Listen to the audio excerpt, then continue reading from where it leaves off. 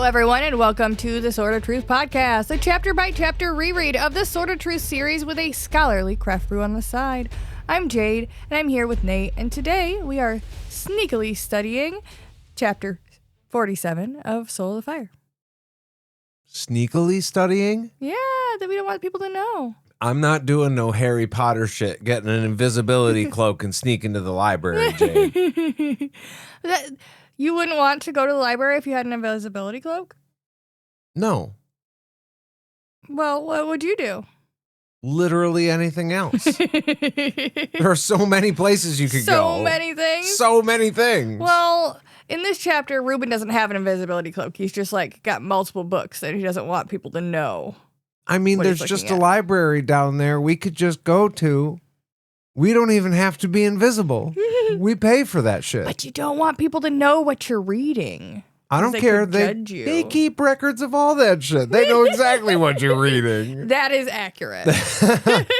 Everyone knows what you're reading. Not everyone. Now, someone knows what you're reading. If there were some sort of restricted section that you weren't allowed to be in, let alone be seen in, then invisibility cloak lets you go to the library. But until then, I've got no problem going to a library visible. I guess that's more my point. That sounds less dickish than I wouldn't go to a library. Well, let's hope that our libraries don't start having restricted sections. Yeah, no shit. So that's today's moment of truth. All right, so this chapter opens up with Ruben Ribnick in the Anderith library. Careful, dude. Yeah. Sorry. He came in like super boisterously with like loud proclamations about the theories on trade laws and shit like that, and no one knew enough to dispute him. So they were just like, okay, whatever you want to look at, that's fine. Yeah, the shit he's talking about is like, okay, so suppose there is a car manufacturer, right? And there's another company that sells tires. And then something happens to the car, it like gets caught in a flood or gets hit by lightning or whatever. The question that he's saying that his job is the company who made the tires liable to the person who agreed to buy the car from the car company, right? They might deal with another company that does engines, and these people do bumpers, and that's what the second supplier is in the chain, right? So his whole job is based around like this weird fantasy aspect. And I mean, you might know something about this being insurance, like he says it's an act of creation, but it's like an act of God thing. Yeah. Which after a little bit of reading should not be a thing. That's the chance you play with the insurance lottery, my friend. You insured me. If I get struck by lightning in my hey, pay up. It's rare, but like, meh. Well, they do. That's what insurance like. Good.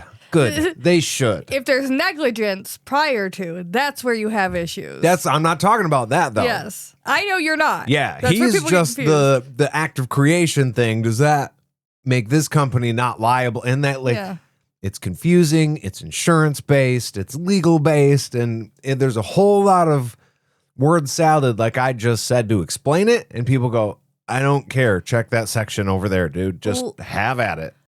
Terry literally wrote it in a way that it was like, as I was reading it, my eyes glazed over, and I felt like then I got to a point where it basically was saying everybody's eyes glazed over, and I was like, oh, okay, I don't feel so bad. You back to attention. That was on purpose. That's me. Yeah. This book has a magic spell to make it incredibly boring to read. So we just like skimmed through it to get to the next point. So he is flirting with Mistress Vedetta Firkin. Wow. Yeah, I wrote her last name because I was like Firkin Merkin Quirkin. Firkin Merkin. I don't hate it. I don't hate it. And a merkin is a male pubic wig. What? Yeah. No, that wasn't a what of realization.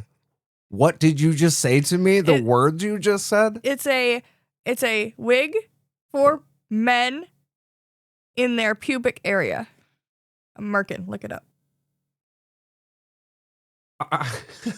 We went to a winery that was called Merkin, but it wasn't for that reason. And we could not be serious the whole time we were there. I was at a bachelorette party and I just lost my mind.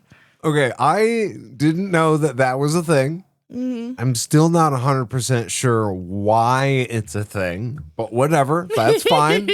I'll figure that out later. That's on the Google. I'm sure you'll find that on your Google search. On my history, just know, again, I'm going to be looking up some weird stuff, and this is why. It's not because you want one. It's just it's not because I'm interested. It's for science. Sneaky studying. Okay. I think I'm starting to get that sneaky library right thing. Back, yeah. I'm now sorry. I'm looking for books on. Yeah. Now you want What the was invisibility cloak, right? Hey, It all makes sense now. I stand corrected. I sit corrected. Yeah. What should I say? He immediately though, he's flirting up a storm with her. He's like, "My name is Reuben, and only beautiful women can call me Reuben." It's great. She brings him a book, but the book is no help to him. He pretends to read. He puts it out. This is kind of what I was talking about before. He like lays it out in front of him and pretends to be super interested in reading it, but there's another book above that book on the table that he's actually reading, but he doesn't want anyone to know that he's actually reading that book. It was just laying open on the table. Mm-hmm. Who gives a shit if you're reading it? I don't know. Is it like the subject matter of the book? He didn't come in asking about that. So if he's looking at, I don't fucking know, literally anything else, a book on skateboards, they'll be like, why are you back here doing that when you said you were doing this other thing? Yeah, I think that's what it is. If they're paying close enough attention in the first place. Because I kind of feel like they wouldn't be. Like, there's the section, and you can just go look through whatever back there.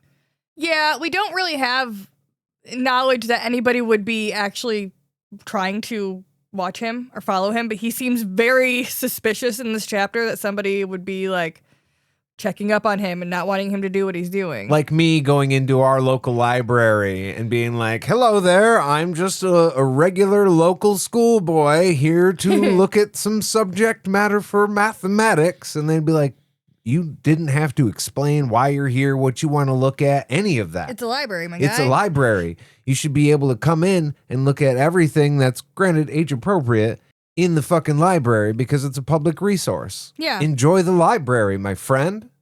I think it might be because his actual goal is to find out stuff about like the origin, like state secrets. He's looking at special shit. Yeah. Question, did we hear in previous chapters that maybe this library was held under lock and key because it's Anderith controlled and there's shit like that going on? There was something about the library. There was going to be a investigation, I believe, of how they were functioning or of some of the stuff in the library. There was something that was going to happen, or maybe it was just the estate. There was going to be an investigation of the estate, and everything is super secret, and they don't want people looking in their shits. Okay, that's fair. Yeah. That might give credence to why Zedd is being so weird about getting in here, I guess is my only point. Well, and we know that from our knowledge, we know that the Anders oral history that the people know is not necessarily the actual history.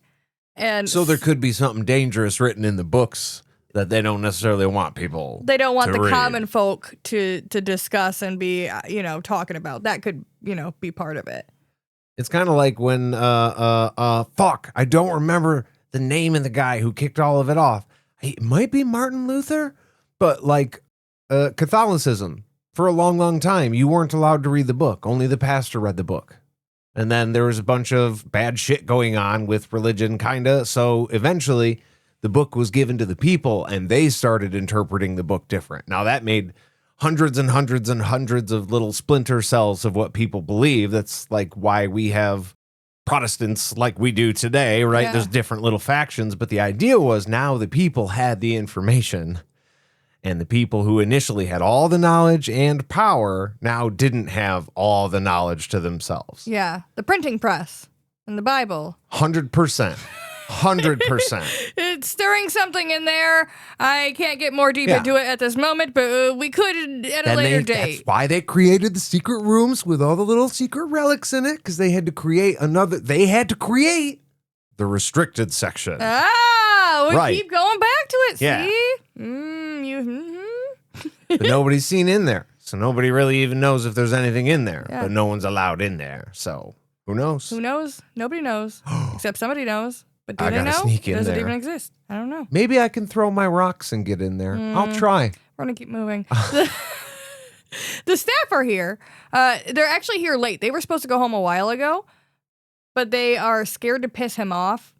So they're just kind of letting him do what he's going to do. And so other people are also staying because they're like, well, if that fucker's still sitting here, that means I don't have to get up.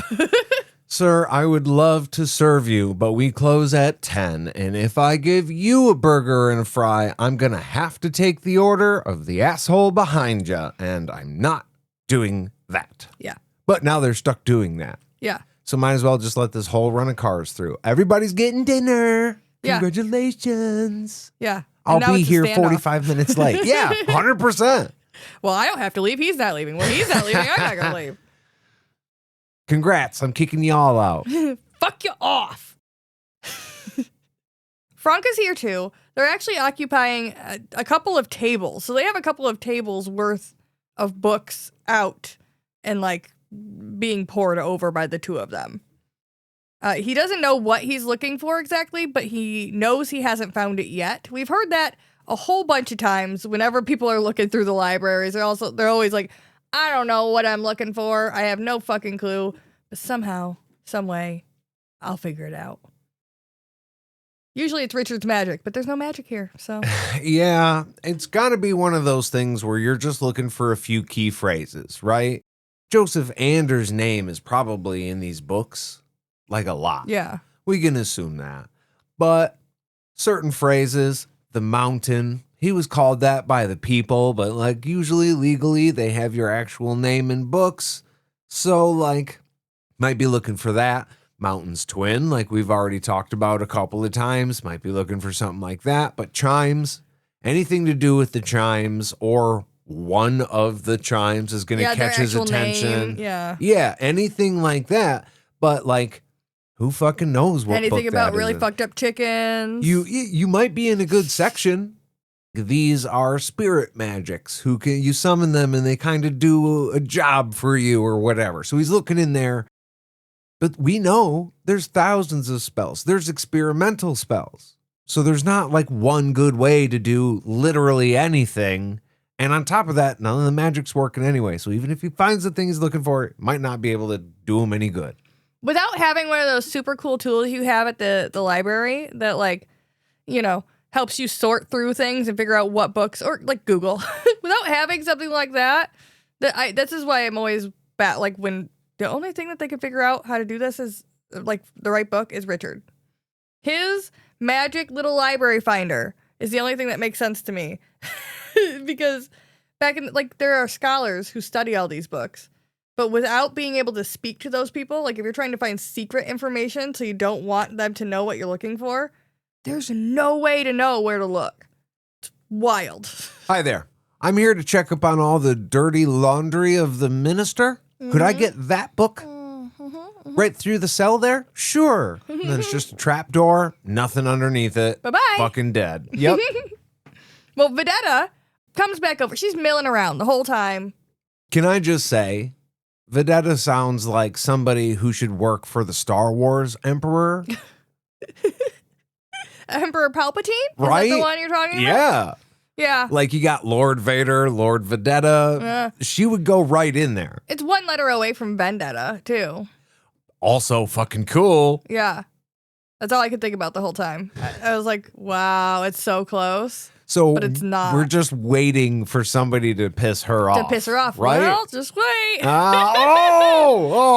I'm so excited now. She comes back and she tells him that she found something rare. She knows this special secret little thing. Normal people aren't allowed to look at this. But Reuben, he's special. So she's going to pull it out for him. It's Joseph Anders' journey book. I'm not even going to bury the lead at all.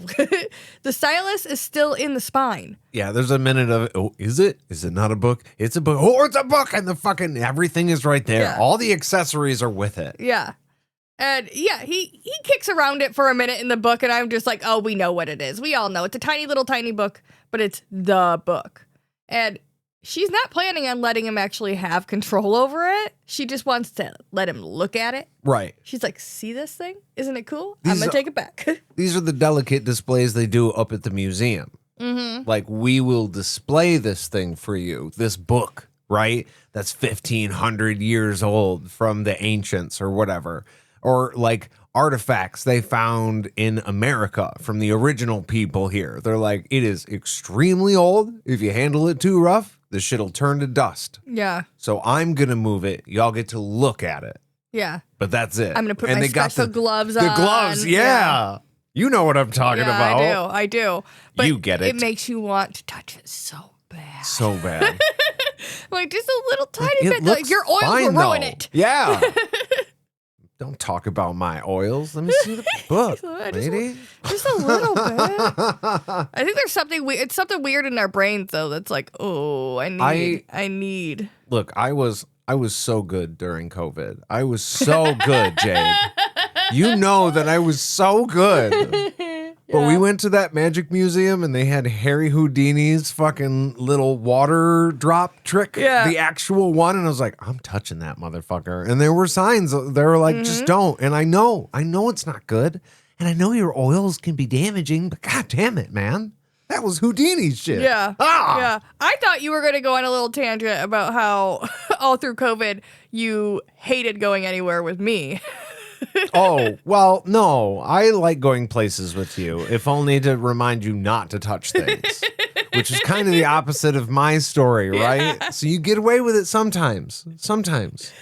I like to feel things. I know. I can't really blame you. Oh, it's real rough. It's probably why I want to pet them dogs every time I see them. It all goes back to the dog. Which, okay, this is a side note. This is totally not part of this chapter at all. We went to the Irish Festival in Michigan the other day. It was great. And I didn't know that they have dogs there. Not every day, but on the third day, there is a like grouping of all these Irish types of dogs. And I had the best time. I had like 2 beers in me by that point, and we stumbled upon them all just laying there on the ground and hanging out. And I got licked by dogs, and I petted dogs, and man, I just think we should have more things like that in the world. Just more places to run into dogs. Mm-hmm. More places where people are sitting with dogs, and they're like, would you like to touch? Dogs that are specifically sitting out for petting. Yes. Yeah. Yes. I agree. Okay. With that, I think that we should take a little break and see if we can go find a dog and a beer. Okay. Okay. We'll be back right after this. Hey, Nate. What are we drinking? Today we are having some Sleeping Berry Raspberry Sour from Middle Coast Brewing Company up by Travers. Is that up by Travers? Yeah, it is. Hell yeah. We've been there before. We have been Hell there. yeah. This beer, it clocks in at 5.8%, but it is respectable. Very sour. Very, very sour. Raspberries grow in the beautiful landscape of the Sleeping Bear Dunes, right? That's where these raspberries come from. In Sleeping Berry Sour, a similar balance is kind of found, between the dunes and the water and the sweet and the sour, even though I don't feel like that statement's 100% true. But it's raspberries. It's raspberry sour. I've said it without saying it already. Yeah, honestly, that's what tripped me up. I was like, I just realized we're doing a raspberry thing. She's going to get me with it. Yeah, I just realized I hadn't done it. And I was like, oh my gosh, I'm going to lose my chance. I will kick this one off this time because raspberries are my shit. I think I'm going to give this one a 7. I do like the raspberry taste quite a bit. It's too sour. It's just straight too sour. And that might not be a bad, people looking for a sour would be like, no, that's great. That's good for a sour. Not for my taste buds, though. Yeah. It is pretty sour. I think a 7 is a solid choice there for that one. I am confused about, like, I like sours. I could drink like a sour and then some other beers. I get confused about people who just drink sours. I don't know. I don't think I've ever met one except when we went to that one bar that was all sour beers. Yeah, well, you can put tart on top of sour, and it's not good. Yeah. You know what I mean? So some sour beers aren't that, like, strong to the taste buds, but yeah. Yeah, I just feel like those people have to have a different type of stomach than the rest of us if they're drinking sours all the time. So good for them, I guess. It's like a superhuman stomach, probably. Anyways, I'm going to give it like 7, like I said. Fair. Very fair. And I think that we'll be back right after this.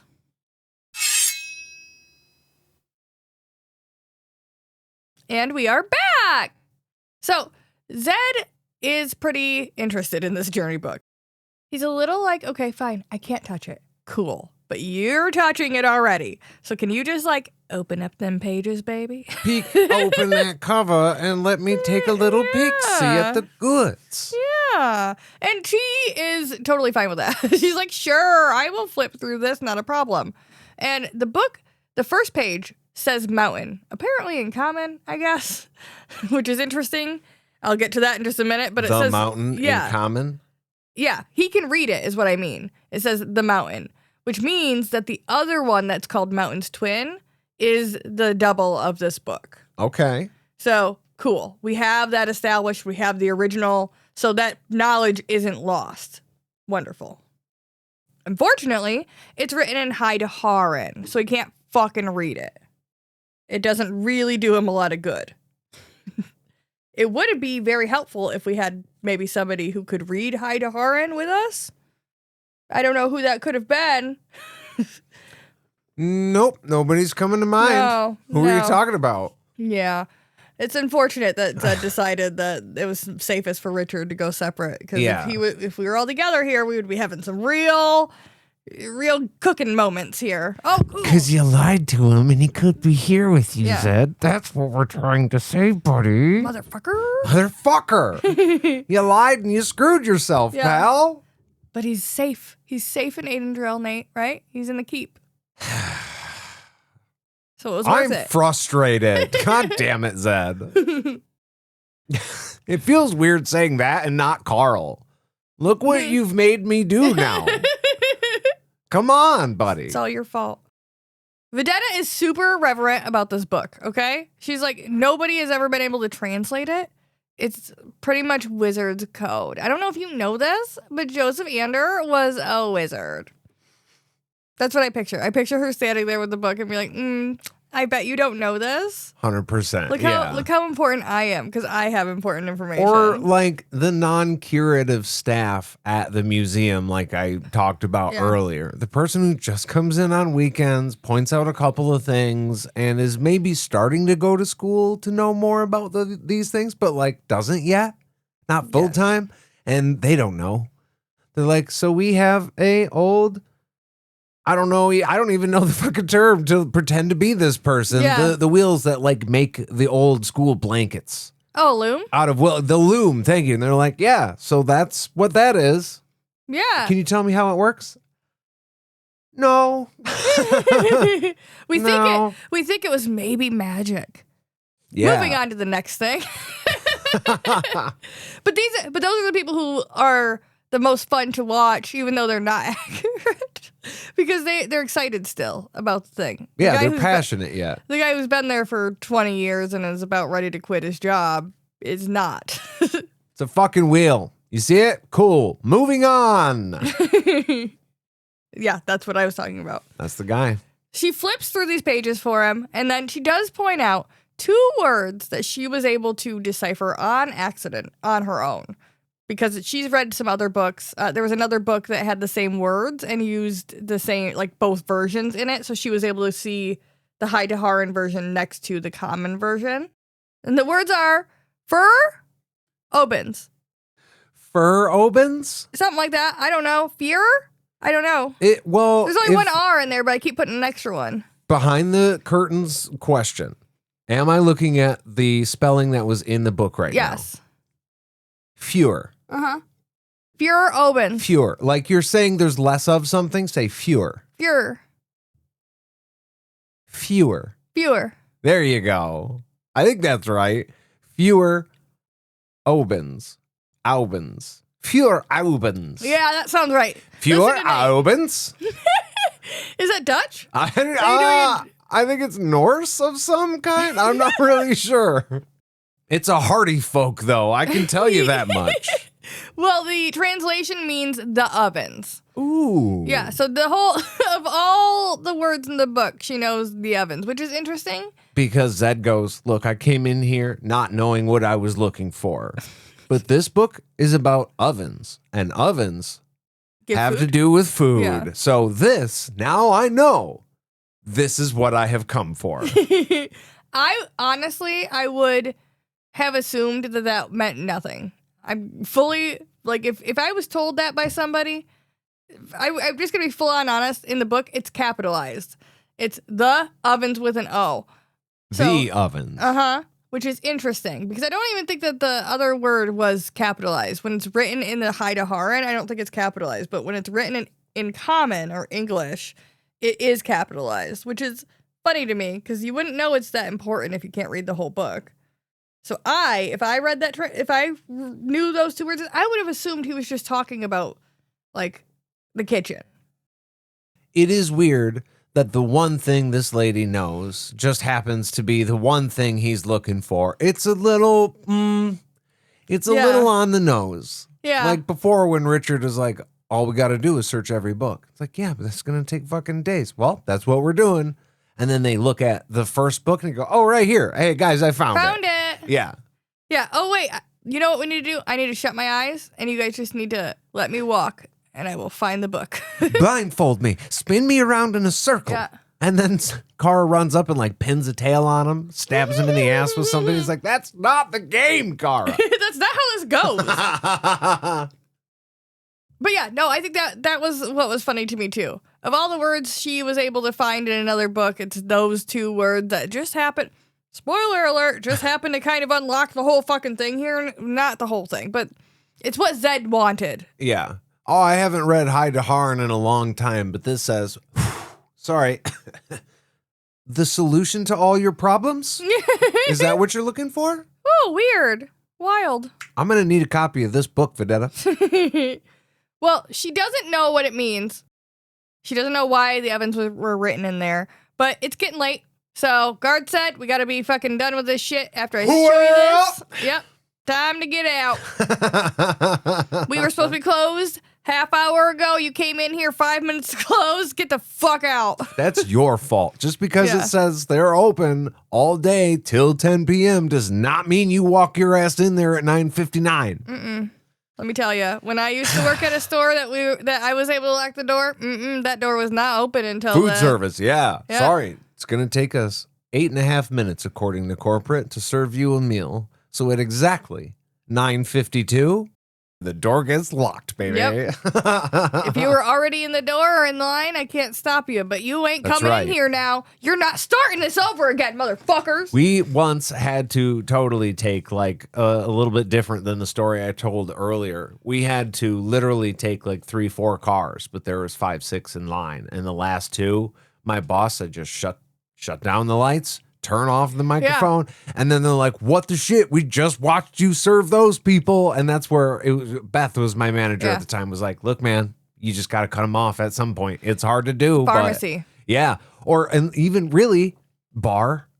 Yeah. The 2 a.m. lights come up, radio shuts off. It's like, all right, guys, you were having the night of your lives, but it's fucking time to leave because these people who are working need to go home. Yeah. No, pharmacy, we did that all the time. Like, people would consistently, there's car in the driveway. If I can pull up, I'm good. Nope. Sorry, I will help the person that I'm helping now. But now it's 1 minute past.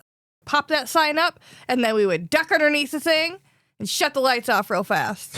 Never, ever answer the phone. They will sit out there. They will honk their horn. They will yell. But you do not engage. Do not engage. Yeah. Hey. I see you got a grill in there. Hey, I see you got a watch out there. Yeah. So, no, Fuck you. You had 12 hours. Look, we're so fucking cynical. I think the world More has than 12 ruined hours, us. motherfuckers. Fucking call me 2 minutes too. Can you stay an extra 5 minutes? No. Anyways. Vedetta is not pissed. She's not this pissed at Zedd, okay? She's just like, okay, you gotta get moving.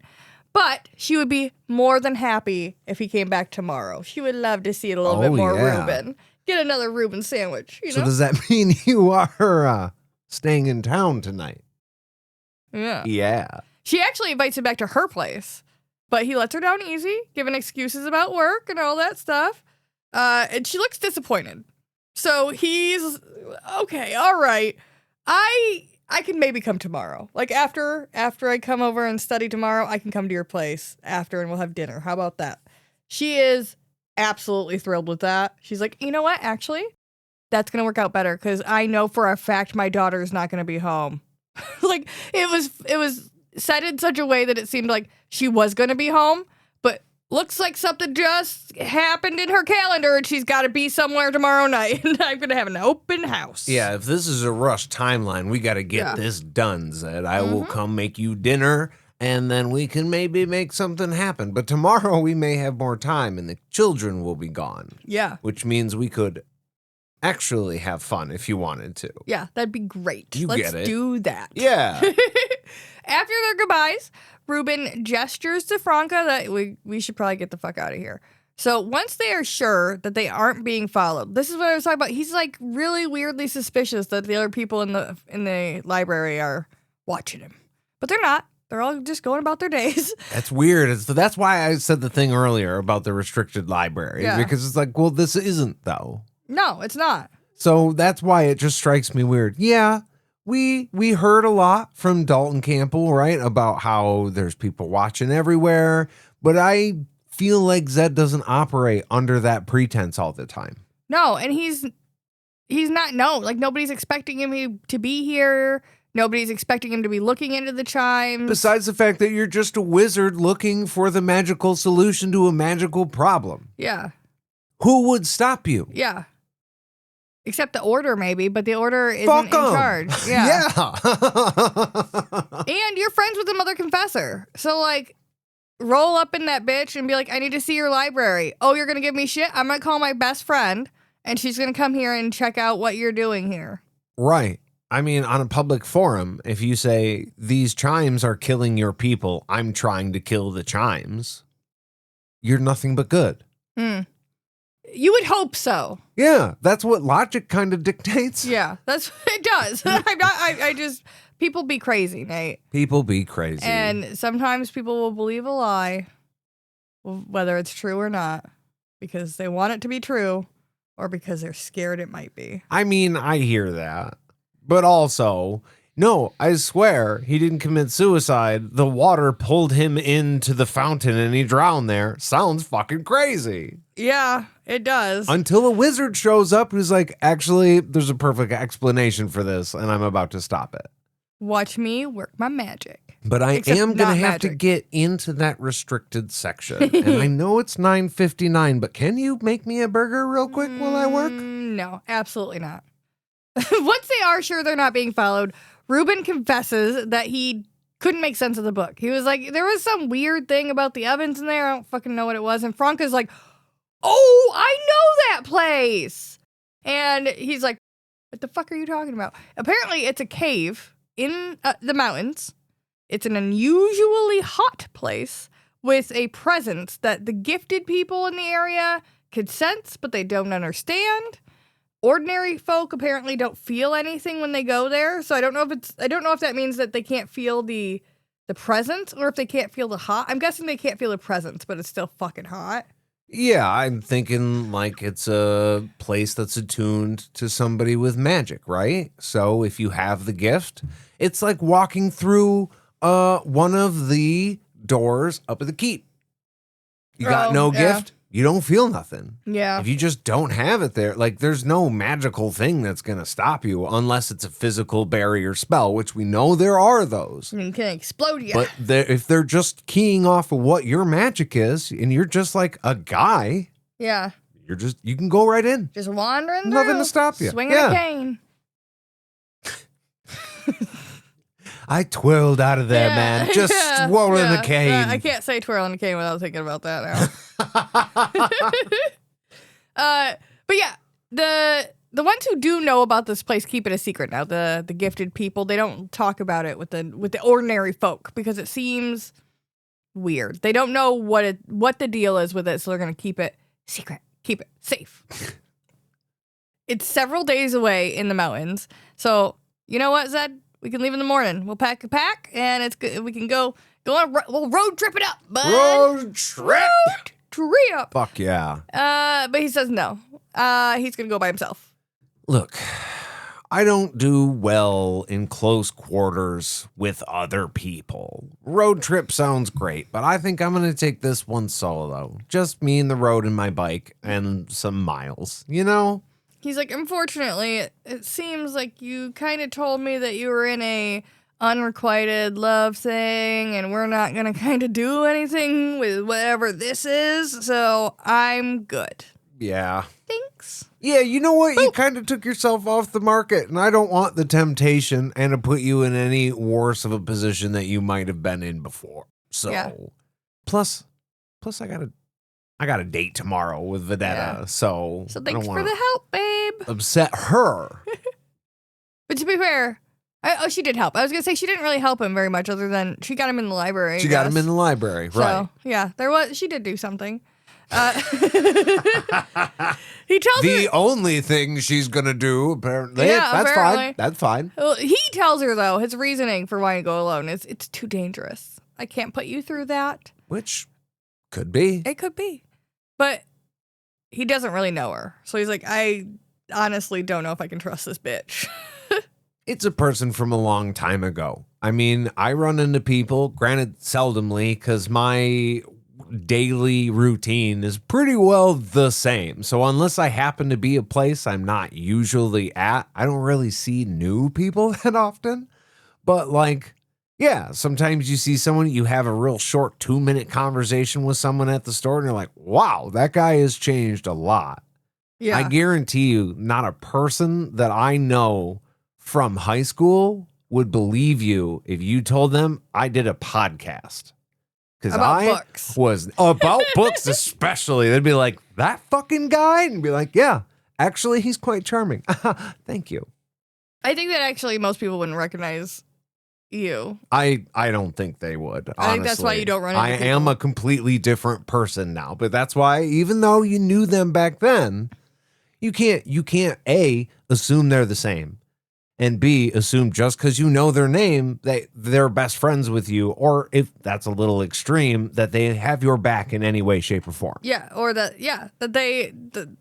they're not the same person. Like, you're a totally different person. Yeah. You don't know shit about even the people that you do. Yeah. Even the people that you do know very well. Then, we're strangers all over again now. Yeah. 100%. Wild. But Zedd's not going to risk it. No, he's not going to. We're dealing with the fate of magic and him and ultimately the world. Yeah. So, can't trust her. Can't risk it for the biscuit. The biscuit's already in danger because we know the ovens are malfunctioning and we're going to the oven. So it's a whole thing. Which? They're gonna be burned. Which? Not the biscuits. So the last comment of the chapter is from Franca, and she's saying that Vedetta is gonna be super sad that he's not gonna come to dinner tomorrow. And then she says, I know I would be. And I'm like, girlfriend. There ain't no goddamn reason that you can't go. You're going to have dinner right now. Go to bed afterwards. Your quote-unquote love is married to another woman, and you already said that you weren't going to get none of that. So why in the fuck are you depriving yourself of a good time and being all jelly or whatever? It's just weird. The whole situation. I'm like, we could make a Reuben sandwich. You could make a Reuben sandwich, but I think that Franca is just floating the idea out there that she would also be upset if she was stood up by Reuben. Yeah. You know what I mean? So maybe Franca is a little more available than she put out there. Like, yeah, there's a guy I like, but he's married, so it's kind of whatever, but I'm still single and last I checked, breathing. Well, that's like, I'm getting mixed messages here. What are we doing? A little bit. Is it? But also, Zedd is going to let Vedetta down, right? So we all know what happens next. She's going to get some new fits. She's going to cut and dye her hair. She's going to start going by V. And we know what V's whole thing was. For Vendetta. Vendetta, right. Yeah. And then Zedd is no longer going to be welcome in Anderith town. At all. Ever. You know what, though? Zedd's a little playboy. But him and Franca should have a little... I feel like harmless flirting is harmless. And if you're just passing out now granted, there is a creepy way to do this. Yeah. There is 100% a way where you're Zedd and you're more like Charlie from 2.5 Men than a charming old man. But I will say, there is a little something about being like, hey, baby. And then she's like, I don't know. I'm not super sure. And then the next lady you see, you're like, hey, baby. It's like, I didn't even have a chance. Like, I thought we were doing a thing here. Sorry. Me and Vedetta are pretty solid now. I've known her for like an hour and a half, so it's pretty serious. That offer expired. I also don't cheat. Franca and me and V, we steady. It is what it is. Sorry. Well, that's the truth. And we would love to hear yours. Write to us in your journey books to podcastatt@gmail.com. Writing sound effect. Well, or find us on any of our social medias. Glug, glug, glug. If you would like to support this podcast and hear some more exclusive content, just for you, baby. Find us over on patreon.com/podcastatt. Where every tier is a happy tier. I'll make you happy. Well, we're going to have to end right now. Thank you all for listening. That's all for us, friends. Bye. We'll see you real soon.